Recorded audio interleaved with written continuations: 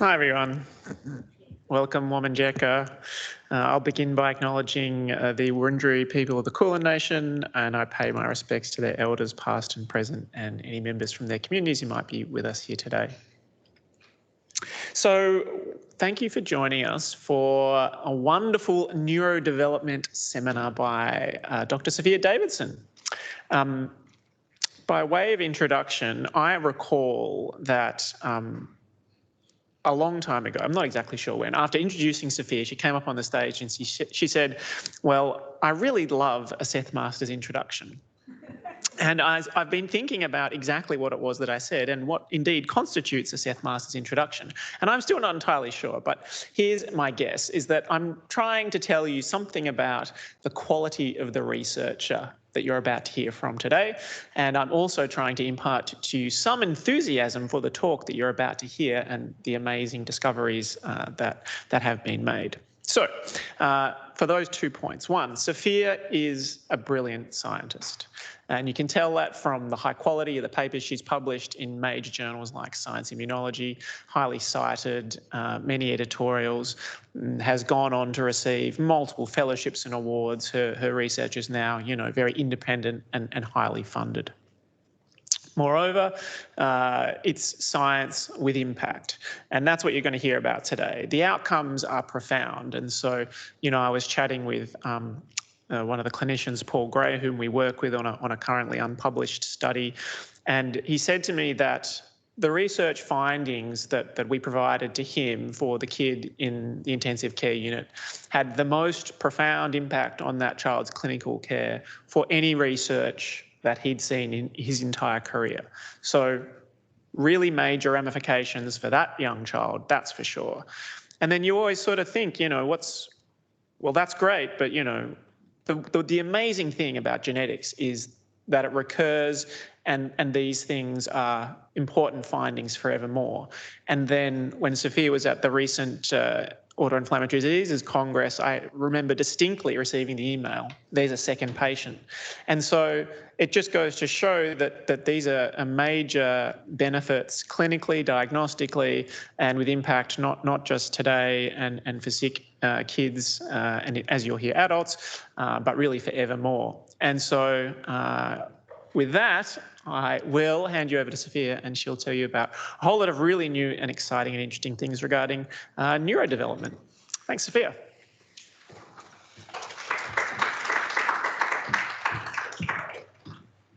Thanks, Seth.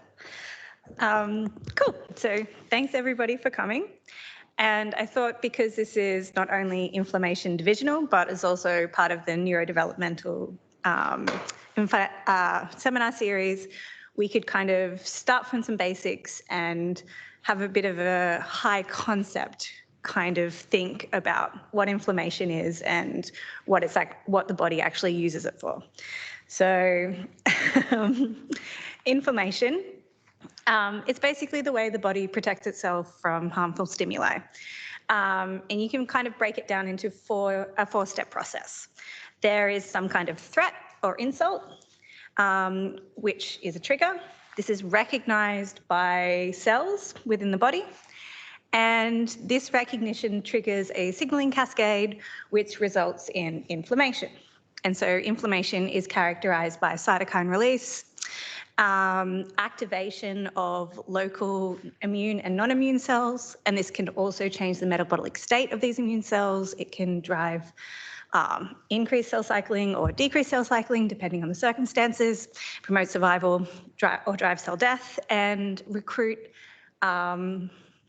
different kinds of immune cells to the area of insult, first innate and then adaptive. And the point of all of this is to try and clear away this initial insult and promote healing. So that's pretty much it. If you understand this concept, you understand the entire talk. The only other thing I'd like to kind of highlight is that there are we tend to think about three major pro-inflammatory cytokine families: the IL-1 beta family, the TNF family, and my particular favorite, the type 1 interferons. And these cytokines are kind of the major drivers of initial drivers of inflammation. And so I'm only going to bother introducing type 1 interferons, but a lot of the kind of concepts that I talk about in the context of pro-inflammatory signaling are relevant to the other two major families. So type 1 interferons were originally discovered and characterized as potent antiviral cytokines. So they're induced in response to viruses, among many, many other stimuli. Their expression can be activated by a variety of insults. And when it is, this triggers a signaling cascade which involves interferon regulatory factor 3, which is a transcription factor which drives the secretion, the expression and secretion of type 1 interferon subtypes. There are many different interferon alpha, 13s in human. There's one interferon beta in humans and mice. Regardless of which particular subtype it is, they all signal through the type 1 interferon receptor, and via Janus kinases, there is a signaling transduction to induce the expression of a suite of genes known as interferon-stimulated genes.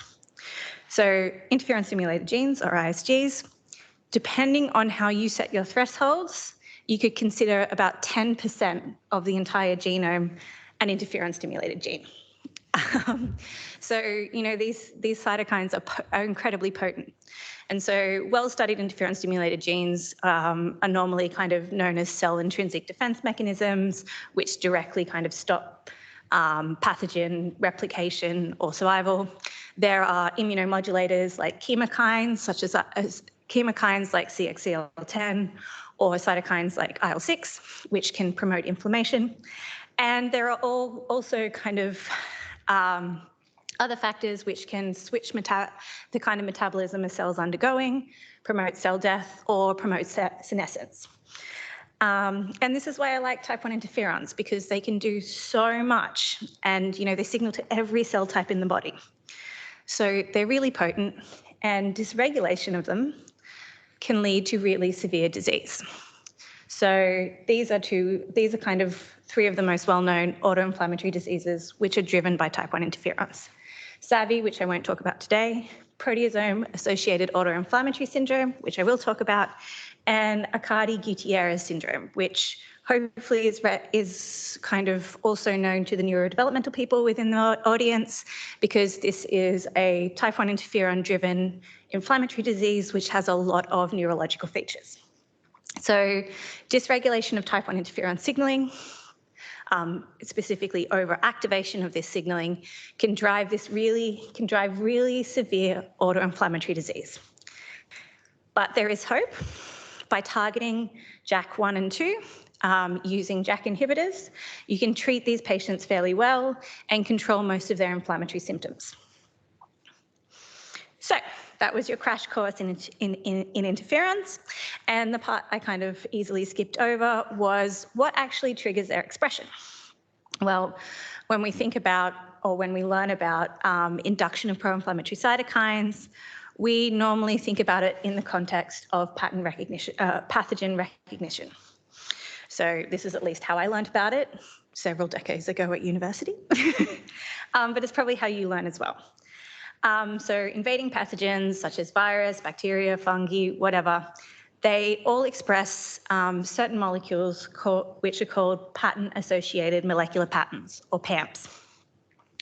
And PAMPs are normally essential for a particular pathogen survival or replication. So LPS, lipopolysaccharides, is required for gram-negative bacterial cell wall, whereas single-stranded RNA, double-stranded RNA is an essential step within the replication of single-stranded RNA viral replication.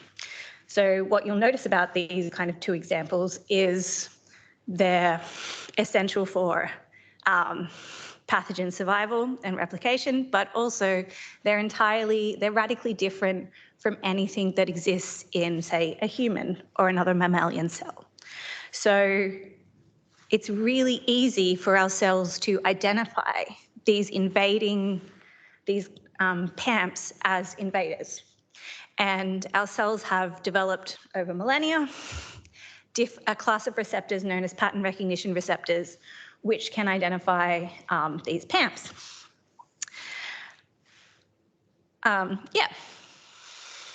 And so once a pattern recognition receptor is triggered, it will drive a downstream signaling cascade, which results in inflammation. And just to kind of give you an idea of the complexity of the system, there are probably at least 30, if not definitely more, pattern recognition receptors that a cell can express. Not all cells express all the same receptors. And they can recognize many different stimuli. And we're only kind of still beginning to understand which stimuli trigger which pattern recognition receptors. More on this later.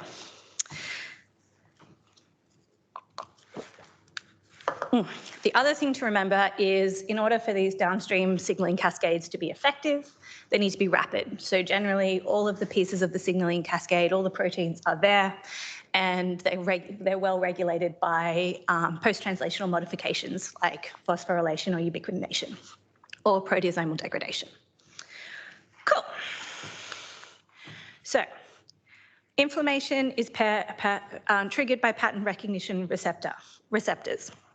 And this was really easy when we were only looking at infection, but cells don't need to just defend themselves from invading pathogens, right? There are all kinds of other threats that cells need to contend with to maintain, health of the body. And this includes things like cancerous cells, physical or chemical damage, exposure to inert toxins or pollutants. All of these things are inflammatory stimuli. So cells need some kind of pattern recognition Cells need pattern recognition receptors that can detect this sort of danger. And in this context, danger-associated molecular patterns were next discovered. So danger-associated molecular patterns, or DAMPs, were kind of discovered in the 90s, and generally they're just pieces of cell that have died and ended up picked up by a macrophage or something.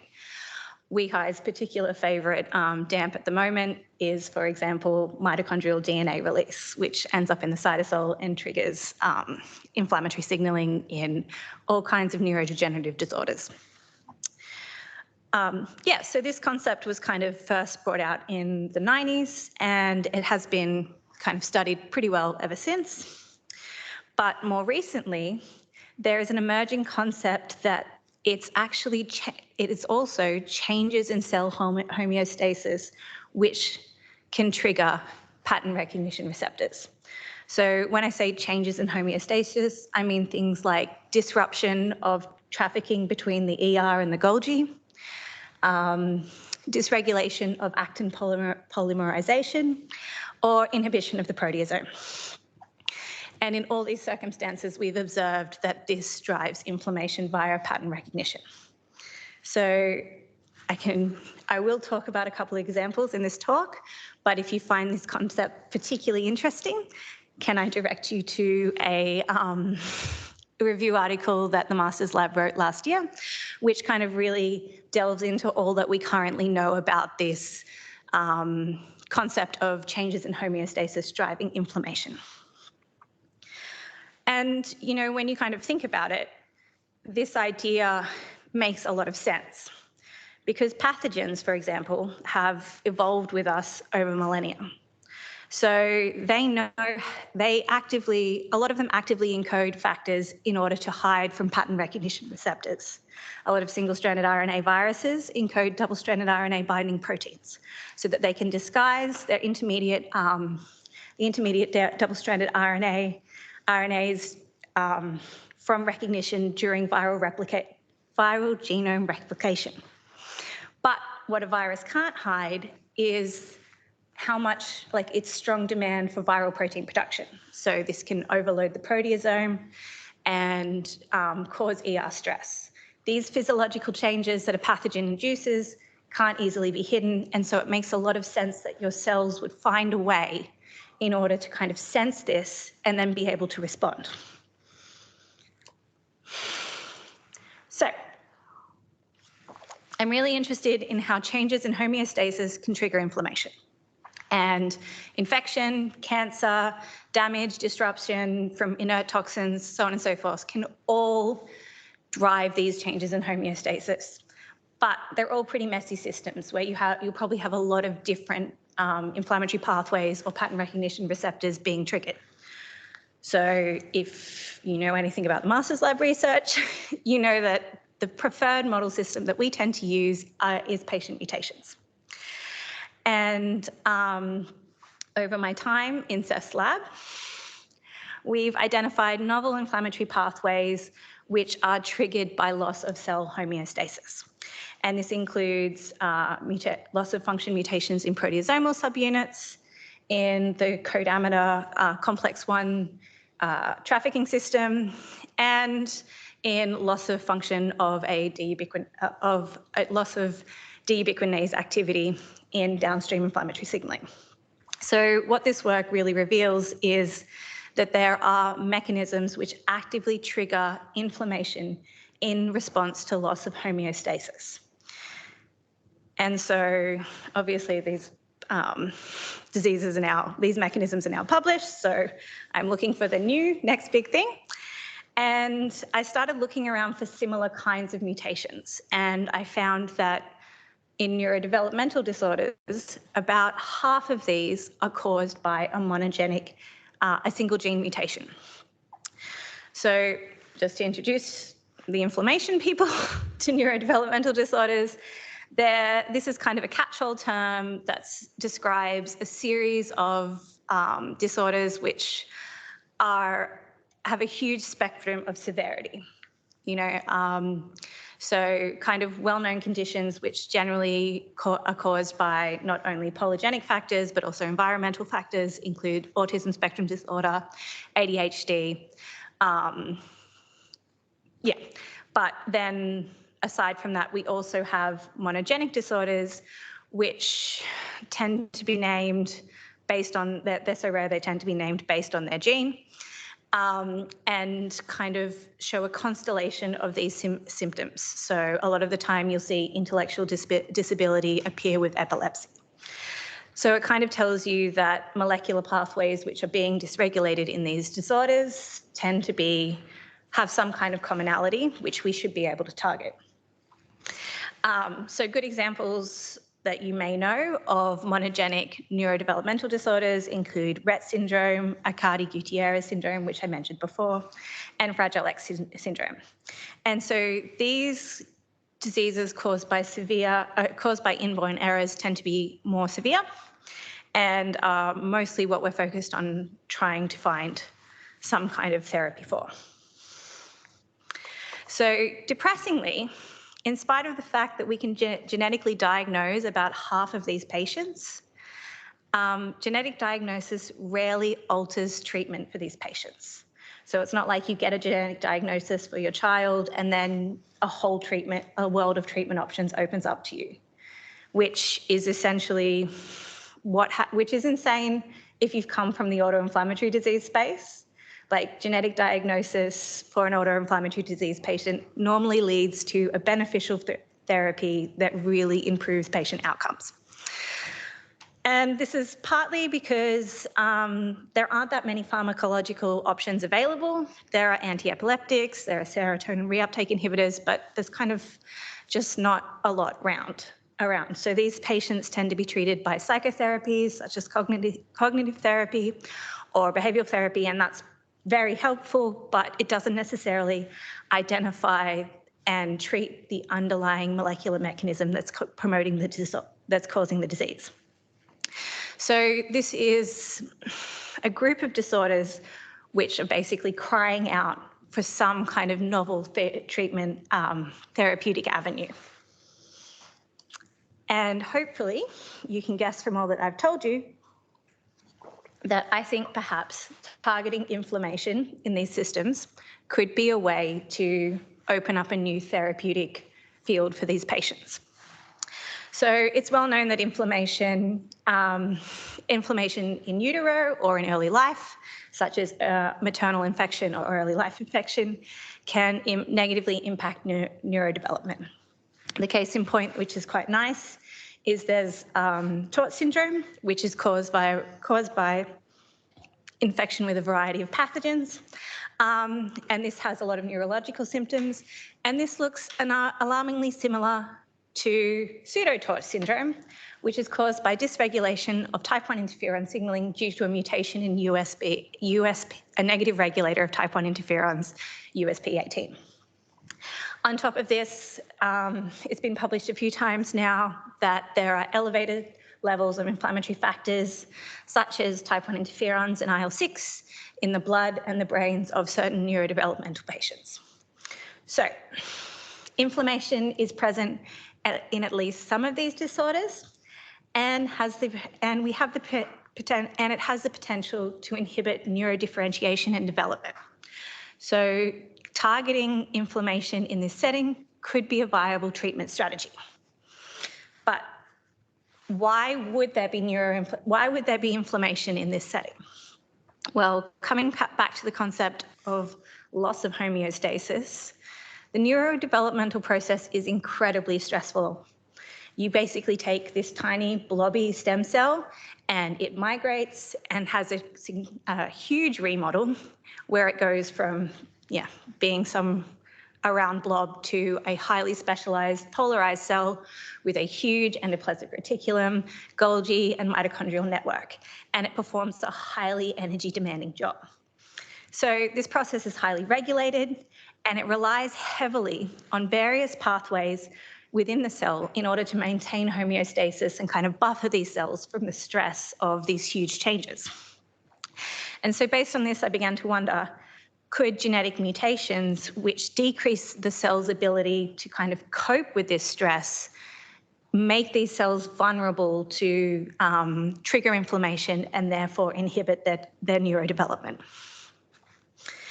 And indeed, if I take the 507 genes known to drive monogenic neurodevelopmental disorder and throw this list into a gene ontology analysis, which is basically as far as my bioinformatics skills go, you can see that although 25% of these genes are in some way involved in neurodevelopment, which makes a lot of sense, there are a significant, about 60% or so, are involved in either maintaining homeostasis or responding to cell stress.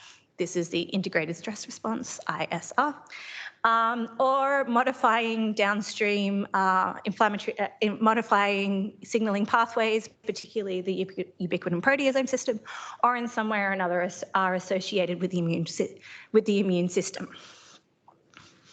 So based on all that we've talked about, you have to wonder, could neurodevelopmental disorder related mutations be disrupting or in some way damaging cells, thereby triggering inflammation which could impede neurodevelopment? And by extension, can we treat neurodevelopmental disorders, at least to some extent, with anti-inflammatory therapeutics? And, this is kind of what I hope to spend the next 5 years on. But it's all very new. So now I'm going to give you a vignette of kind of the most advanced project, but it's still very preliminary. You won't see many N=3 in the next section. So we started working on proteasome dysfunction. And there are a series of mutations in different proteasomal subunits which are known to cause a neurodevelopmental disorder. So just to remind you, the proteasome is one of the key, maintainers of homeostasis in the cell. It's essentially your cell's recycling bin. It degrades many unwanted proteins, and it does this through a very simple pathway. Basically, unwanted proteins are tagged with K48 ubiquitin chains. These are recognized by the regulatory cap of the proteasome. The protein is then unfolded, fed into the catalytic core, where it's digested down into the peptides to be recycled by the cell.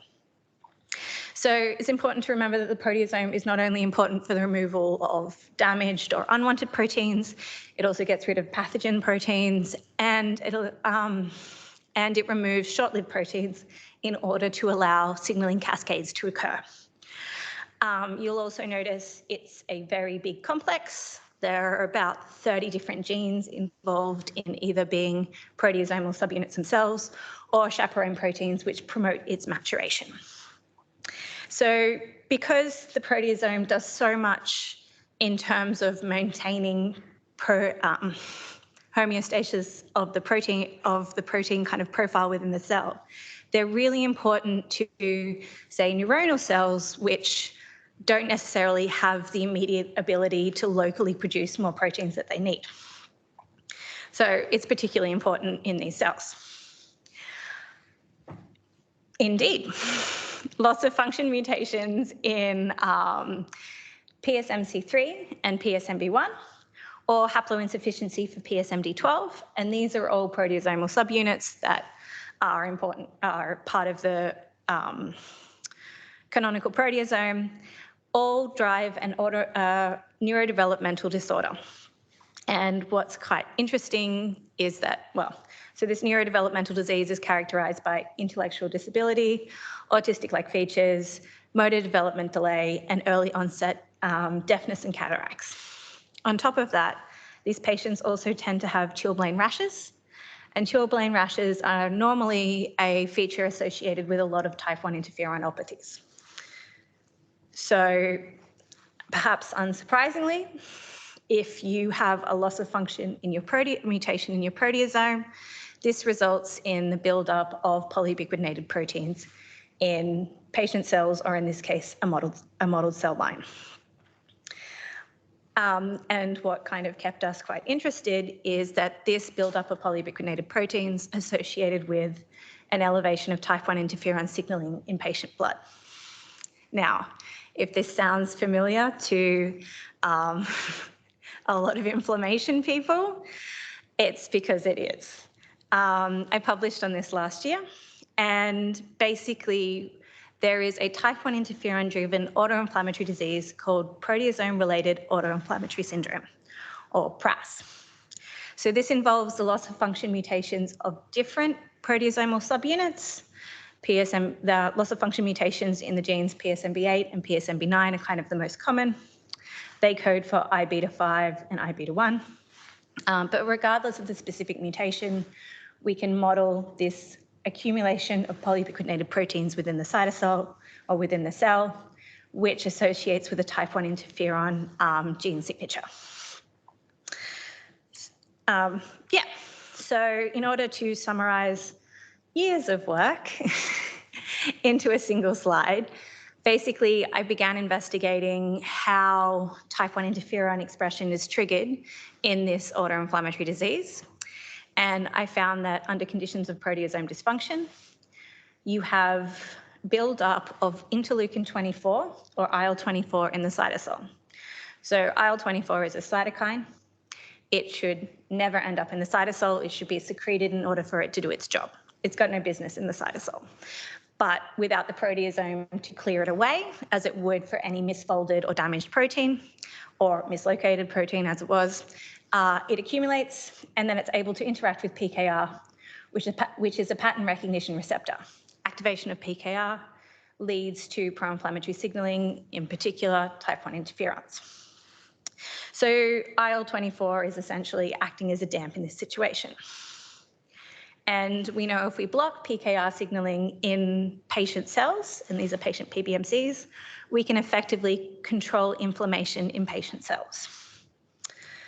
And now, if this seems like a lot of information and you're hearing it for the first time, don't worry. It's all the same thing. There's the insult, or the loss of homeostasis, which is proteasome dysfunction. It leads to pattern recognition, which is mediated by PKR, which is a pattern recognition receptor. And this ultimately results in inflammation driven by PKR. So although these diseases looked quite similar, they both had, although these diseases look quite different, one's an autoinflammatory disease, the other is a neurodevelopmental disorder, they both kind of had a very similar etiology. And so we wondered, could PKI be driving inflammation in these proteasome-related neurodevelopmental disorders? And if so, does it matter? And working with a group from Germany, Elke Kruger and Frederick Epstein, we were able to see that these patients have elevated type 1 interferon signaling in their blood, and these are PSMD12 haploinsufficient patients. And what Frederick found is if he treated these PBMCs with a PKR inhibitor, he could normalize the type 1 interferon signaling. So again, just as we saw in the proteasome-related autoinflammatory syndrome, we have PKR drives inflammation in these patients, in these patient cells. On top of this, when he used a neuronal cell model, sushi cells, and expressed 2 model PSMD12 mutations, he found that expression of these model patient mutations resulted in phosphorylation of PKR and accumulation of IL-24. So essentially the hallmarks of the inflammatory pathway that I published in the context of autoinflammatory disease. So I was highly buoyed by these preliminary data, and I decided to make my own model of PSMD12 haploinsufficiency. And I did this because, basically I wanted to use stem cells because I was interested in neurodifferentiation. But as a ham-fisted immunologist, I decided to use the NGN2 transgenic iPSCs. And NGN2 is a transcription factor which is a key driver of neurodifferentiation. So it's under doxycycline control. So you treat your cells with dox, add a few goodies to the media. In about 2 weeks, you get cortical neurons. So it's a really versatile, great model to be able to study neurodifferentiation in, especially if you're an immunologist. So with the help of June Sun from the lab, we used our standard lentiviral delivery system to express Cas9 and a couple of guides which targeted PSMD12. And in the beginning, it was great. PSMD12 deleted iPSCs, had an elevated interferon gene signature, just like what we saw in the patients. And this correlated to a bit of a kind of phenotypic defect. So we can see by immunofluorescence, the PSMD12 CRISPR cells aren't differentiating or branching as well as their parental controls. However, after a few passages, we lost all phenotype, and it was pretty sad, couldn't work out why, looked for Cas9 expression, and it's all been silenced. And so we spent a bit of time kind of messing around with the vectors we use, trying antibiotic selection to try and force these cells to keep expressing Cas9, but they weren't interested. So in the end, we gave up and decided to try a new approach. And so we now in the lab for iPSC editing use homology-directed repair. And this is a really nice protocol which I adapted from Hannah Vanya from Marnie Blewett's lab. And basically what we do is we take our transgenic iPSCs, so the NGN2 expressing iPSCs, and we electroporate them with a Cas9 protein complexed with a guide for PSMD12 in this case, and repair DNA templates either for the particular patient mutation of interest or a silent mutation which won't change, well, it's silent, so it won't change the amino acid sequence as a control. And so this technique has worked exceptionally well for us. These are kind of old numbers and we've had less success recently, but we still get about 80% editing efficiency. And basically anybody can do it. New PhD students like Hong Yu or veritable ancient postdocs like me all manage to get mutants. So if you're interested in trying this out, come see us. Yeah, so Hongyu has since made 2 PSMD12 patient, has made 3 different PSMD12 patient mutations. I'm only showing you one, and here are 2 clones that she's generated. And as you can see, this is a truncation mutation. And just to remind you, PSMD12 is PSMD12 patients have haploinsufficiency. So they have 1 wild type allele, and therefore you get half of your protein being expressed normally. And then because these are heterozygous, we have this truncation mutation, which leads to loss of function. And you can see this in both clones, we can identify both kinds of PSMD12 quite clearly. And what was quite gratifying is that, at least in one of these clones, we haven't fully tested the other one yet, we see elevated activation of PKR, as well as phosphorylation of STAT1, which is an indicator of type 1 interferon signaling. Furthermore, and again, I really want to emphasize this is an N of 1, I see decreased neurodifferentiation in both mutant clones. Now, whether or not this is actually a neurodifferentiation phenotype or has more to do with cell survival needs to be investigated. You know, could be anything at this point. But what is quite nice to see is if I add JAK inhibitors, if I add a JAK inhibitor into the cell culture, remembering that a JAK inhibitor blocks type 1 interferon signaling, we can kind of improve the number of cells that we get surviving out to day 9.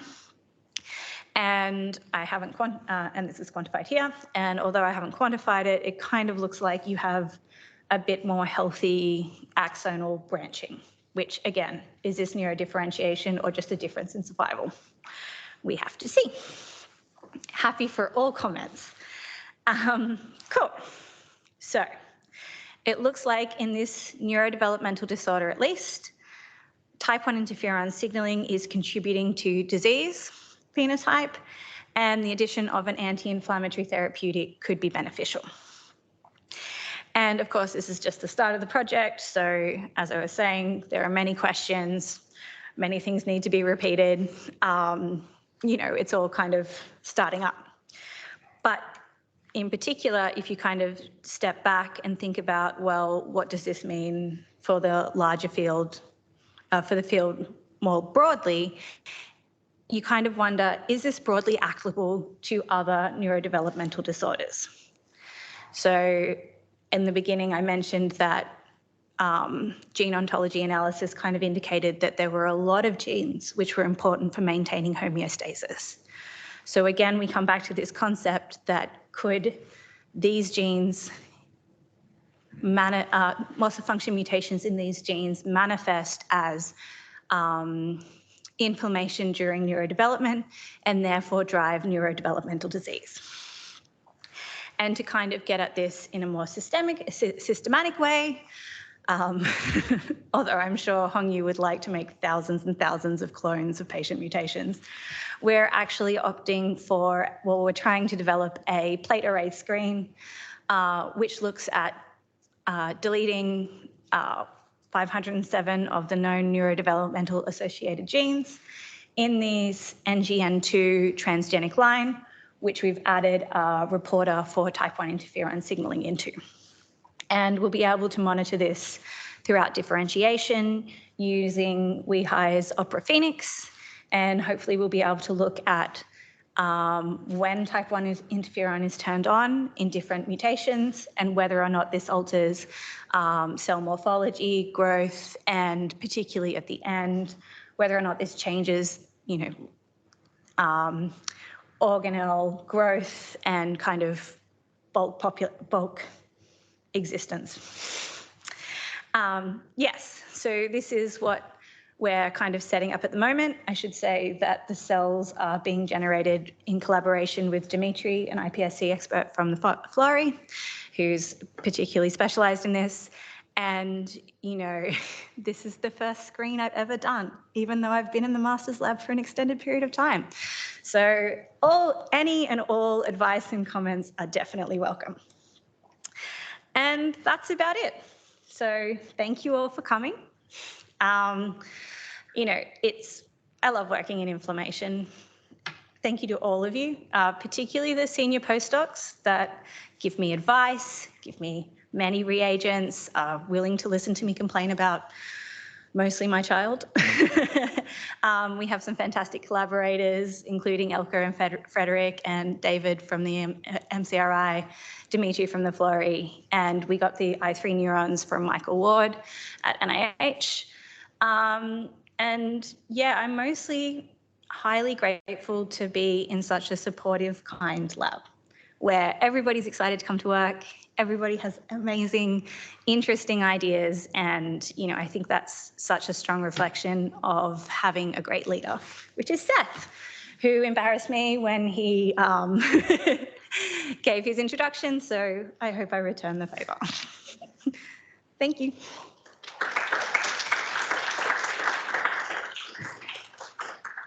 Thank you, Sophia, for a suitable embarrassment. I think we're online here, so a few questions from the audience.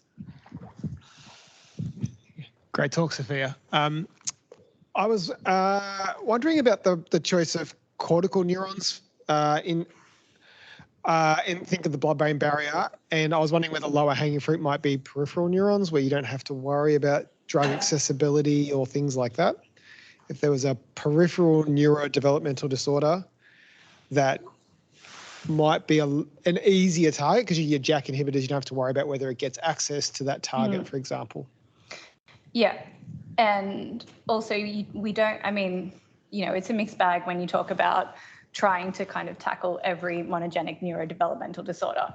So in some circumstances, are the neurons even the cells producing the inflammation? Or Yes. could it be glial cells or cells being recruited from the bone marrow? Yep. And these are all factors. I picked the cortical neurons because they're an easy model to work with. Sure. Yeah. But I will say that there are trials in the Accardi-Gutierrez patients which are giving mixed results. Some report that you get better milestones in these patients. And so these patients have neurological features as well as an autoinflammatory disease, and it's all driven by mutations which elevate type 1 interferon signaling. Some patients seem to respond well. They reach new milestones in terms of cognitive development. Others, not so much. So depends on the small clinical trial you're doing. Yeah, so that's a kind of hurdle that this research will have to overcome at some point. Yeah. Thanks. Cheers. Any other questions, Gus? I can just yell. Won't take me too long to get there.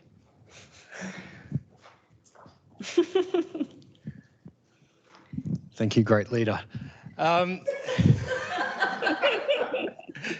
People used to talk about the immunoproteasome. I can remember that when I was young, even, which is interferon inducible. And I was just wondering if your mutations are predominantly within those immunoproteasome subunits, or is it a bit of both? So the autoinflammatory disease mutations tend to be in immunoproteasomal subunits. And personally, I don't like the phrase immunoproteasome because all cells can. So basically, you have your regular proteasome, and then whenever a cell senses that the proteasome is under some kind of burden, it releases inflammatory cytokines, and this triggers the expression of immunoproteasomal subunits, which are just basically better at breaking down, have higher catalytic activity. Another reason we should, like, cells monitor homeostasis, but all cells can do this. So in the autoinflammatory disease, it tends to be mutations in the immunoproteasome. For the neurodevelopmental disorder, it tends to be subunits within the regulatory cap. So PSMB1 is a hard one because it's part of the kind of catalytic core, and in that respect, you kind of thought it would manifest more as an autoinflammatory disease. But definitely you do wonder that if these immunoproteases, like why you get different manifestations of essentially what could be considered the same disease. And probably it is because the autoinflammatory disease related mutations are associated with the catalytic core and tend to be immunoproteasomal subunits, whereas the neurodevelopmental disorder subunit associated mutations tend to be in subunits which are more highly expressed in neuronal tissue and maybe are more important for recognition of proteins which need to be deleted. How about, we still got plenty of time. Is there any students who'd like to ask a question? Ian quickly puts his hand down, but I will let him squeeze in a question as well. I wonder if the elephant in the room here is really adult neurological disorders like the Alzheimer's and, PD and things. And so are you looking for these pathways in that context? Not directly. There's a lot of information, like there's a lot of studies that a lot of the time they're like brain sections from Alzheimer's patients that have increased phosphorylation of PKR. And these haven't been associated with kind of defects in proteasomal activity, but they're all kind of associated with the same disease. The reason why I kind of focus on neurodevelopmental disorders is because, it happens from one gene mutation, not the result of, a lifetime of accumulated insults. So clearly I'm going for the low-hanging fruit, but it's definitely possible. And, to set up model systems that look at inflammation in iPSCs derived from these patients would be of interest. Shashank? Thanks, Sophia, for that talk. I was just wondering if you have any means of, or are you planning to measure axonal branching defects as a consequence of the mutations? And would you have to push out the differentiation to kind of see that properly, because you're doing it at day 9 at the moment? Yeah, so day 9's early, but it was Wednesday. But yeah, definitely. I think it's super, I think it's super important that we can kind of untangle whether or not this is a defect in differentiation or it's a defect in survival. And, these cells are being grown on slides. So next week, I'll stain them for immunofluorescence. We normally wait until 14 days where they're considered mature, and you do tend to get quite an impressive network. You can keep these cells in culture for even longer, up to 30 days or so, as long as you're careful with changing the media and you don't disturb them. But how much the axon branching and connections change during that time, I just don't know yet. Yeah, I think it's a really good question, though, because a lot of us are working in cellular systems and using cellular lines that are immortalized and don't change much. And a lot of the processes that are important that we're looking at are going to only be context dependent. And so you might need to be operating during a period of differentiation. So if you're interested in working with iPSCs or other differentiable cell lines, Sophia's a great person to contact. We are now going to wrap it up unless there's any final questions. I can't see anything online. If not, it remains for us to thank Sophia for a wonderful seminar. Thanks, Soph.